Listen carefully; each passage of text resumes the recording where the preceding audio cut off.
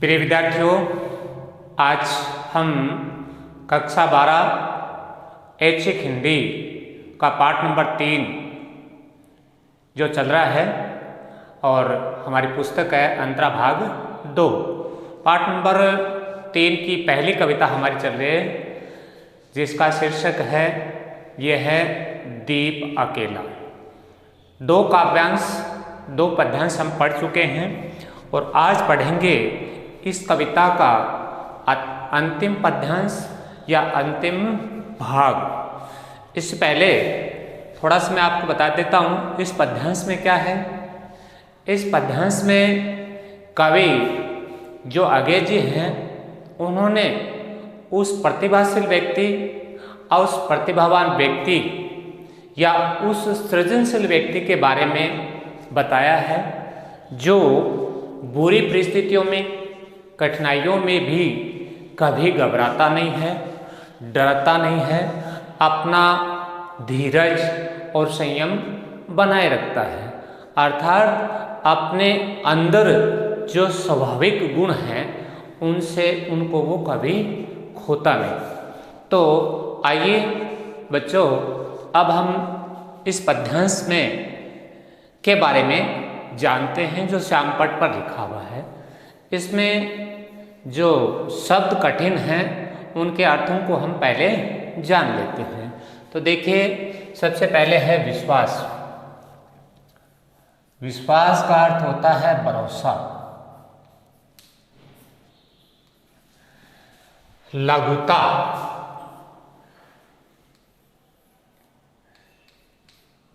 छोटापन। कांपा, कांपना या डगमगाना।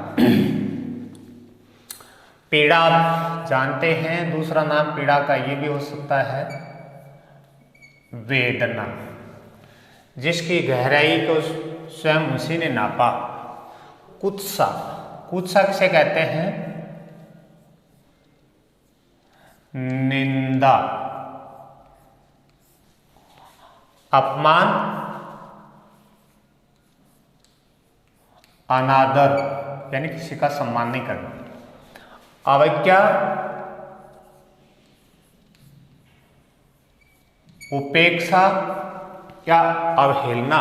ध्यान रखें, ए होते ही तो इसका दूसरा अर्थ होता है धुंधु आते, धुएं से भरे। कड़वे कड़वा आप जानते हो। तम, अंधकार।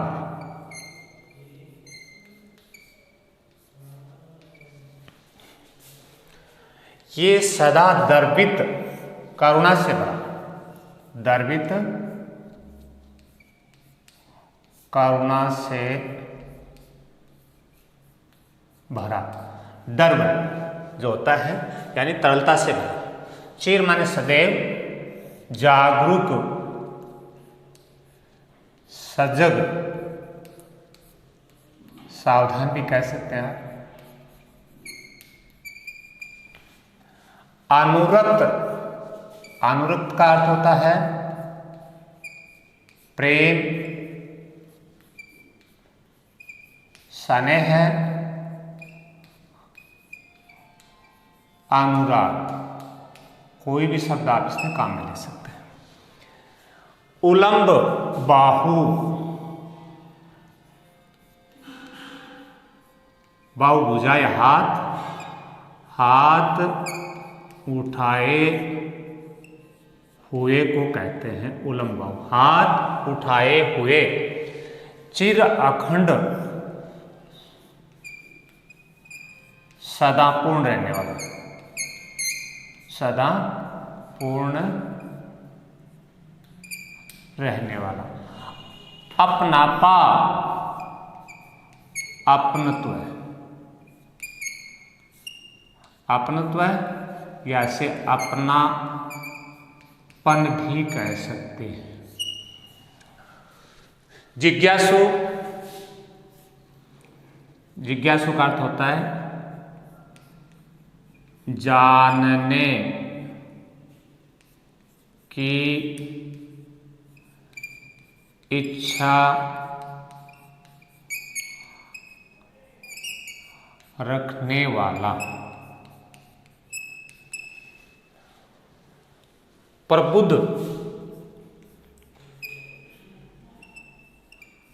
सचेत, चैतन्य, जागृत।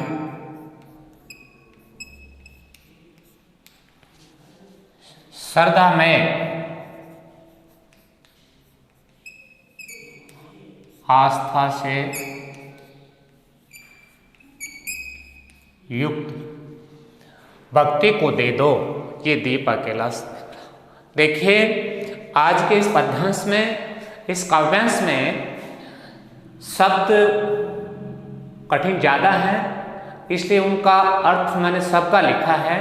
तो आपको शायद श्यामपट्ट है वो भरा हुआ सा दिख रहा है, लेकिन किसी भी काव्यांश, कविता के भाव का यदि आप अच्छा अर्थ करना चाहते हैं, यदि आप अपनी पकड़ बनाना चाहते हैं, तो सबसे पहले उस पद्यांश के या काव्यांश के शब्दों के अर्थ आपको आने चाहिए या उनका अर्थ जानना ही पड़ेगा, जो मैंने आपको श्यामपट्ट पर लिखकर अलग अलग बता दिया। अब हम इसकी व्याख्या करते हैं। देखो पहली पंक्ति, यह वह विश्वास नहीं जो अपनी लघुता में भी कांपा। उस प्रतिभाशील व्यक्ति का या उस सृजनशील व्यक्ति का भरोसा कैसा, ये वह विश्वास, उसका वो भरोसा है या ऐसा भरोसा है जो कभी छोटापन में या उसका अंकन कम किया जाता है तो भी वो कांपता नहीं है, यानी अपने उस भरोसे को डगमगाने नहीं देता कांपना। दूसरी पंक्ति, वह पीड़ा जिसकी गहराई को स्वयं उसी ने नापा।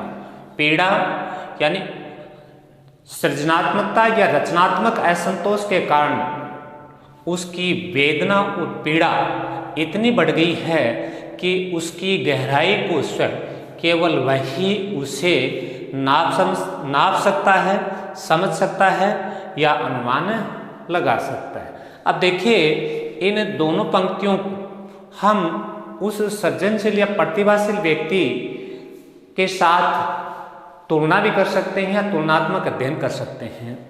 तो पहली पंक्ति में देखो, उस व्यक्ति का तुलना क्या है, उस व्यक्ति का वो भरोसा है, वो आत्मविश्वास है कि वो अपने आप को कभी छोटापन महसूस नहीं करता। अगर उसे छोटापन महसूस होता है या उसे कम आंका जाता है तो वो कांपता नहीं है, अर्थात अपने आप को डगमगाने नहीं देता।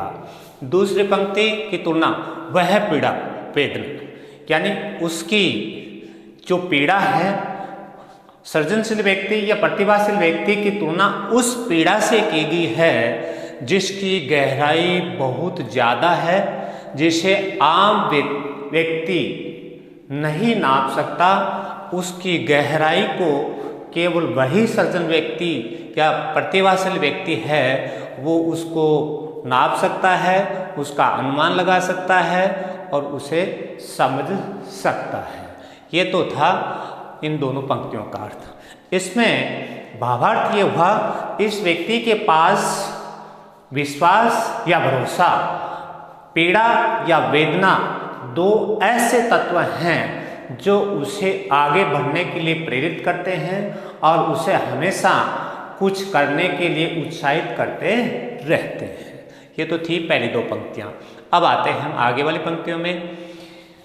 इन पंक्तियों में देखो, कुछ सा प्रतिभाशील व्यक्ति है, उसे समाज से निंदा भी सुननी पड़ती है, अपमान, कहीं कभी कभी उसका अनादर भी होता है। ये आवश्यक नहीं है कि हमेशा उसका सम्मान ही किया जाए या सम्मान ही हो। अवज्ञा, समाज में अवज्ञा के धुंध आते कड़वे तम में समाज में उसकी उपेक्षा भी होती है, अवहेलना भी होती है, धुंधात्मन धुएं से कड़वे तम में, यानी इसको पूरा जब हम अर्थ करेंगे तो क्या होगा, समाज की उपेक्षा या अवहेलना से युक्त धुएं तथा कड़वाहट से भरे अंधेरे में भी, ये आगे जुड़ जाएगा, कड़वाहट से भरे अंधेरे में भी यह सदा वो प्रतिभाशील व्यक्ति क्या रहता है, हमेशा करुणा से भरा रहता है, हमेशा तरलता से युक्त रहता है। इसके बाद आगे चिर जागरूक, चिर माने हमेशा, सतत, हमेशा क्या रहता है, वो सजग रहता है, सावधान रहता है। अनुरुक्त नेत्र, उस सृजनशील व्यक्ति की जो आंखें हैं वो क्या होती हैं, हमेशा प्रेम, स्नेह, अनुराग यानी लगाव से युक्त होती हैं उनकी आंखें। इसके बाद उलंब बाहु, वो हमेशा अपने दोनों हाथ ऊपर उठाए रहता है। किस लिए, कि इस विश्व को स्वीकार करने के लिए, ऊंचे आदर्शों के लिए और अपने आत्मविश्वास को दिखाने के लिए, श्रेष्ठतम बनने के लिए, कि सारे संसार को वो अपने आप से जोड़ने के लिए हाथ उठाए रखता है। ये चिर अखंड ये व्यक्ति जो है हमेशा क्या रहता है, सदा पूर्ण रहने वाला अपनापा, उसका जो अपनत्व है, उसका जो अपनापन है वो हमेशा पूर्ण रहता है, अर्थात उसका अपनापन, अपनत्व कभी खंडित नहीं होता, अर्थात उसे अपनेपन पे बड़ा विश्वास है, दृढ़ विश्वास है, इसलिए उसका अपनत्व कभी है वो खंडित नहीं होता, सदा पूर्ण बना रहता है। इसके बाद उस प्रतिभाशील व्यक्ति में, उस सृजनशील व्यक्ति में और कौन सी इच्छाएं और कौन से गुण वो आगे बताए हैं, जिज्ञासु, वह व्यक्ति हमेशा सतत लगातार कुछ न कुछ जानने की इच्छा रखता है, सीखने की इच्छा को बनाए रखता है। प्रबुद्ध, हमेशा सचेत रहता है, हमेशा चैतन्य रहता है, हमेशा जागृत रहता है। सदा श्रद्धामय, और सदा वो आस्था से, समर्पण से, प्रेम से भरा रहता है। इसको भक्ति को दे दो, अर्थात उसकी श्रद्धा को, उसके विश्वास को, उसके प्रेम को और उसके जो भरोसा है, इन सब को यदि समाज की जो आराध्य भक्ति है उससे जोड़ दिया जाए तो उस व्यक्ति का अपना महत्व बढ़ जाएगा, समाज का महत्व बढ़ जाएगा, उस व्यक्ति की अपनी महत्ता बढ़ जाएगी और समाज की प्रगति होगी। क्योंकि एक अकेला व्यक्ति इन गुणों को उतना अच्छा प्रकट नहीं कर सकता, उतना ज़्यादा उनको महत्वशील नहीं बना सकता जितना वो समाज के साथ जुड़कर। इसलिए इस व्यक्ति के इन गुणों को, कौन से गुणों को, अंतिम गुणों में जो बताया गया है उसकी श्रद्धा के साथ आप क्या लिखेंगे, उसकी आस्था, उसका समर्पण, उसका प्रेम, उसका विश्वास, इन सभी गुणों को यदि समाज की जो आराध्य रूपी भक्ति है उससे जोड़ दिया जाए या उस व्यक्ति को समाज रूपी पंक्ति को अर्पित कर दिया जाए तो समाज की श्रद्धा, विश्वास, आस्था ये भी बढ़ जाएगी और समाज है वो एक प्रगतिशील समाज हो जाएगा, उसका विकास निरंतर बढ़ता रहेगा। अंत में वही पंक्तियाँ, ये दीप अकेला सनेह भरा, ये दीप रूपी व्यक्ति है वो अकेला है, स्नेह यानी तेल या ऊर्जा से भरा हुआ है गर्व भरा, वह हमेशा गर्व घमंड से भरा रहता है, मस्ती में चूर रहता है। लेकिन यदि उसी व्यक्ति को समाज के साथ जोड़ दिया जाता है, उसी व्यक्ति को समाज रूपी पंक्ति को अर्पित कर दिया जाता है तो उसकी अपनी महत्ता, उसकी अपनी सार्थकता समाज की महत्ता को बढ़ा देगी, समाज का विकास भी कर देगी, समाज को प्रगतिशील भी बना देगी और समाज और राष्ट्र के उत्थान में उसका योगदान बढ़ जाएगा। इसलिए यहाँ इस पूरी कविता को पढ़ने के बाद वही बातें, इसमें व्यक्ति को समाज से जोड़ा गया है, व्यष्टि को समष्टि से जोड़ा गया है और जो आत्मबोध है उसे विश्वबोध के रूप में परिवर्तित किया गया है। ये तो थी हमारी कविता जिसके तीनों पद्यांश हम पढ़ चुके हैं और ये कविता है वो पूर्ण हो चुकी है। अब इस अंतिम पद्यांश के जो विशेष बिंदु वो देखें। भाषा ये हम पिछले दो में लिखे वही हैं जो पहले वाले थे उनको मैंने पहले लिख दिया है। भाषा खड़ी बोली तत्सम शब्दावली युक्त है। छंद मुक्त छंद है, पीछे से चल रहा वही छंद स्पष्ट दिखाई दे रहा है। कविता प्रयोगवादी कविता है ये। इसमें एक बात इस पद्यांश में आपने देखी कि मानव संघर्ष का चित्रण, वो कठिन परिस्थितियों में पीड़ा से वेदनाओं से जितनी भी कठिनाइयाँ आई हैं उनसे कहीं घबराया नहीं है, इसलिए उसने अपनी मौलिकता को बनाए रखा है। मौलिकता का मतलब उसके अंदर जो मूल अपना स्वभाव था उसको उसने नहीं छोड़ा। जैसे उसमें संयम है, उसमें धैर्य है, उसमें पीड़ा सहने का है, उसमें ये सारी चीज़ें जो लिखी हैं ये सारे गुण हैं, उनको नहीं छोड़ा, इसलिए उसने अपनी मौलिकता को भी नहीं खोया। और इसी को जोड़ते हुए लिखा गया है मानव संघर्ष का चित्रण। अपमान और अवज्ञा, इसमें देखिए ए और ए वर्ण क्या वर्ती है, इसलिए आपका अलंकार हो गया बच्चों अनुप्रास। नीचे वाले हैं अनुरूप नेत्र चिर जागरूकता, इसमें हमारा हो गया रूपक अलंकार। तो अब ये अजय जी की पहली कविता है आज पूर्ण हो गई। अतः इस कविता के पूर्ण होने के बाद बच्चों आपका दायित्व है कि आप इस कविता के जो प्रश्नोत्तर हैं वो अपने मुख्य पुस्तिका में हल करें और साथ साथ याद करें। आज इस कविता के समापन के साथ ही आप सभी का बहुत बहुत स्वागत है।